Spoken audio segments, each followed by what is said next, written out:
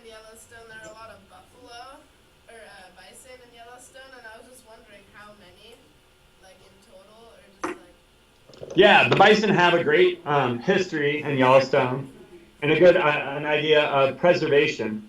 So again, from a historic point of view, there was a lot of bison slaughters going on and killing of bison. And we were actually down to 24 bison in Yellowstone National Park. This is somewhere in the 1890s. And it wasn't necessarily against the law. Congress created what we call the Lacey Act. And we still use the Lacey Act to protect our animals in all national parks.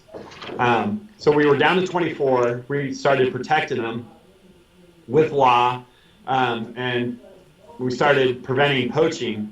And so those 24 bison were protected, and now we have over 4,400 bison. So this may be a common scene in Yellowstone National Park. You can see the little baby bison, but you can also see an adult male bison can be over 2,000 pounds, is about the size of a small car.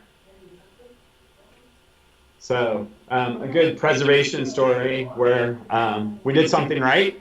We protected those bison, and we have, according to some people, too many bison now. So again, if you pay attention to current events, especially Montana news, you'll hear the bison coming up in the news quite often.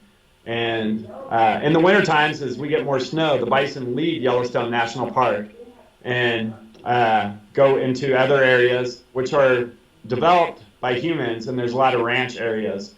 And the ranchers don't want those Yellowstone bison on their property. But of course, historically, for tens of thousands of years, those were grazing areas for bison, winter grazing areas. So our bison are in the news. So you have a couple news events that you guys should pay attention to in the next couple years. The bison, and again, we talked a little bit about that grizzly bear.